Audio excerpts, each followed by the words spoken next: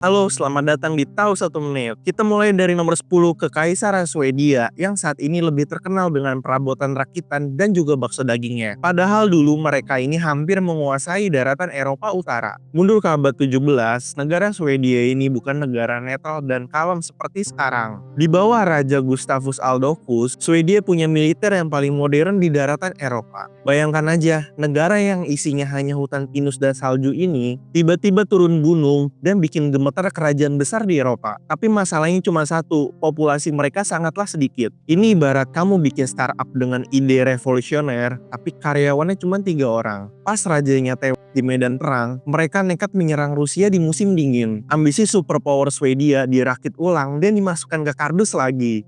Nomor 9, Austria-Hungaria. Kalau Swedia pakai otot, Wangsa Habsburg dari Austria ini pakai teknik baper. Moto mereka, biar orang lain yang berperang, kamu, Austria yang berbahagia, menikahlah. Mereka menguasai setengah Eropa murni melalui jalur perjodohan. Terdengar jenius kan? Sampai akhirnya mereka menyatukan bangsa Austria dan Hungaria. Plus belasan etnis lain dengan bahasa dan budaya yang berbeda-beda di bawah satu bendera. Namun, mengelola negara ini susahnya minta ampun. Kayak kamu punya grup WhatsApp keluarga besar yang isinya beda pandangan politik semua. Dan tiap hari berantem. Akhirnya pas perang dunia pecah, kekaisaran ini rontok dari dalam karena nggak ada yang mau dengerin satu sama lain.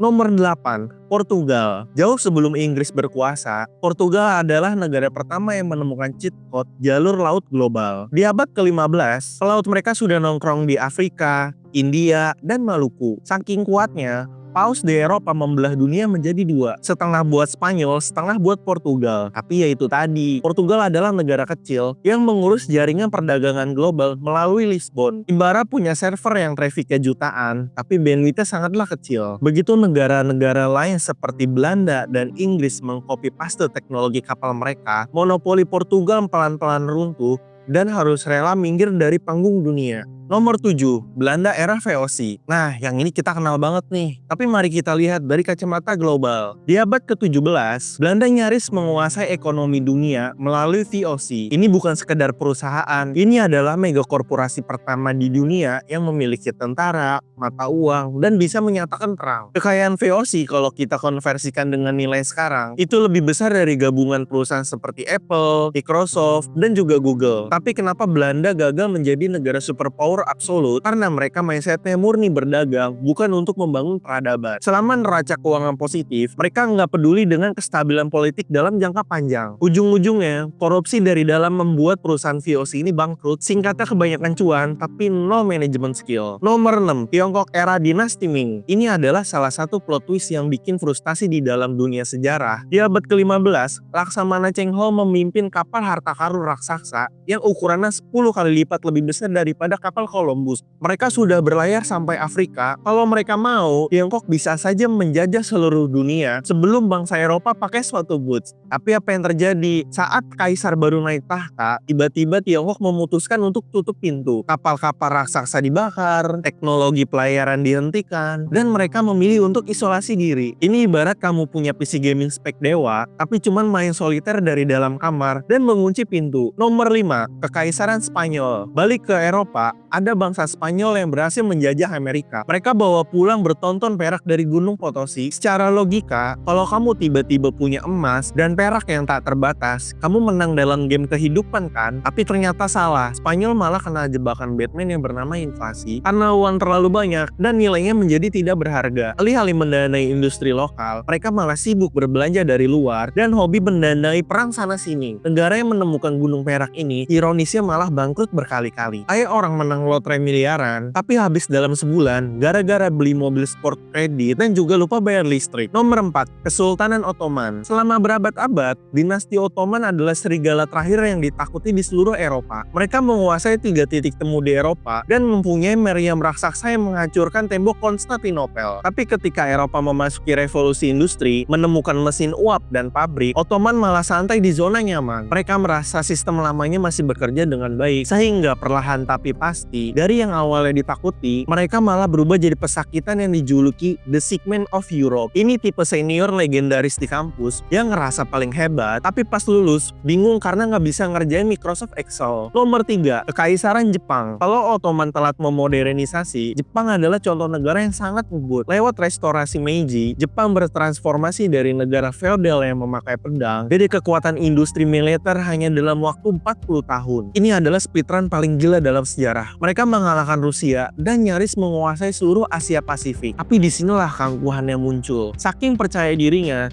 Jepang mengebom pelabuhan Pearl Harbor dan menantang Amerika Serikat. Raksasa industri militer yang kapasitasnya jauh di atas mereka. Hasilnya, ambisi superpower itu harus berakhir setelah Jepang diserang Amerika dengan bom atom di Hiroshima dan Nagasaki. Kadang terlalu percaya diri itu sama bahayanya dengan kurang percaya diri. Nomor 2, Jerman era Perang Dunia. 2 kali Jerman hampir menjadi negara superpower dan 2 kali gagal menjadi negara superpower dengan alasan yang sama. Secara teknologi, sains, industri, Jerman di awal abad ke-20 itu top tier banget. Otak-otak paling jenius ada di sana. Tapi mereka mempunyai letak geografis yang sangatlah fatal. Letaknya persis di tengah-tengah musuh, baik di Perang Dunia Pertama maupun yang kedua. Dan pemimpin Jerman selalu membuat blunder yang sama. Berperang di 2 front sekaligus, menghadapi negara-negara barat di kiri, dan menantang musim dingin Rusia di kanan. Ini ibarat mahasiswa jenius yang mengambil kerjaan full time, magang, skripsi di hari yang sama. Sepintar apapun, sistemnya pasti crash. Nomor 1, Uni Soviet. Di urutan pertama ini kita mempunyai monster di Perang Dingin. Secara luas wilayah, militer, dan pengaruh ideologi, Uni Soviet adalah negara superpower sejati. Mereka membelah dunia menjadi 2 kubu. Yang pertama mengirim manusia ke luar angkasa dan mempunyai ribuan hulu ledak nuklir yang bikin Amerika panas dingin. Tapi kenapa mereka bisa tiba-tiba runtuh tanpa adanya satu peluru yang ditembakkan oleh musuh? Itu semua karena fondasi ekonomi mereka yang keropos, karena negara menghamburkan uangnya untuk pamer teknologi dan juga militer.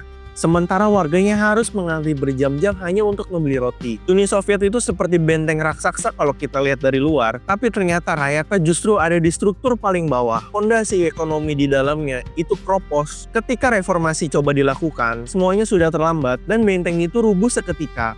Nah, dari 10 negara tadi, kita bisa melihat polanya yang sama. Ada negara hancur yang karena terlalu serakah, ada yang karena telat beradaptasi, ada juga yang ambruk dari dalam. Menurut kamu, dari negara-negara besar saat ini, mana kira-kira yang bakal nunjukin tanda-tanda bakal bernasib sama seperti daftar di atas? Coba tulis prediksimu di kolom komentar, dan kita diskusi bersama. Bye, terima kasih sudah menonton. Sampai jumpa di konten berikutnya.